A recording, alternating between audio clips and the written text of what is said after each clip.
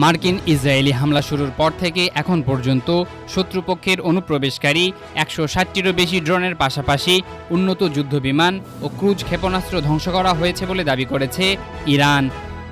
শনিবার ইরানের আকাশ প্রতিরক্ষা বাহিনীর জয়েন্ট হেডকোয়ার্টার্সের commander brigadier general Ali Reza Elhami এই দাবি করেছেন।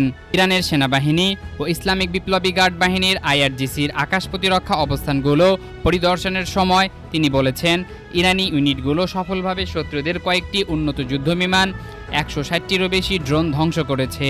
এর মধ্যে MQ-9, হারমিস ও লুকাস মডেলের ড্রোন ও কয়েক ডজন ক্রুজ ক্ষেপণাস্ত্র রয়েছে।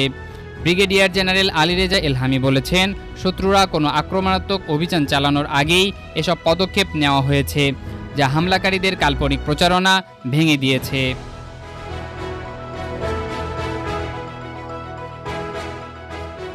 ইরানি এই ব্রিগেডিয়ার বলেছেন, ইরানি বাহিনী শত্রুপক্ষের বিমান ও ড্রোনের জন্য ওত পেতে আছে।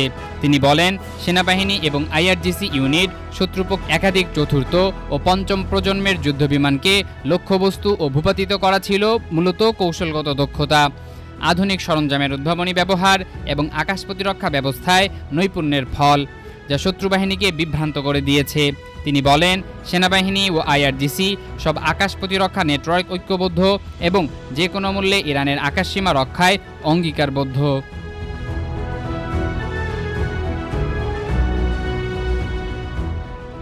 গত ২৮ ফেব্রুয়ারি ইরানের বড় ধরনের বিমান হামলা শুরু করে যুক্তরাষ্ট্র ও ইসরায়েল। এই অভিযানে এখন পর্যন্ত দেশটির তৎকালীন সর্বোচ্চ নেতা আয়াতুল্লাহ আলী খামেনি সহ ১৩৪০ জনের বেশি মানুষ নিহত হয়েছেন। এর জবাবে ইরান ও ইসরায়েল সহ জর্ডান, ইরাক এবং পারস্য উপসাগরীয় দেশগুলোতে অবস্থিত মার্কিন সামরিক ঘাঁটি লক্ষ্য করে ড্রোন ও ক্ষেপণাস্ত্র হামলা চালিয়ে যাচ্ছে। ইরানের পাল্টা হামলায় ব্যাপক প্রাণহানি ও অবকাঠামোগত ক্ষয়ক্ষতির পাশাপাশি বিশ্ববাজার এবং বিমান চলাচলেও বড় ধরনের বিপর্যয় দেখা দিয়েছে।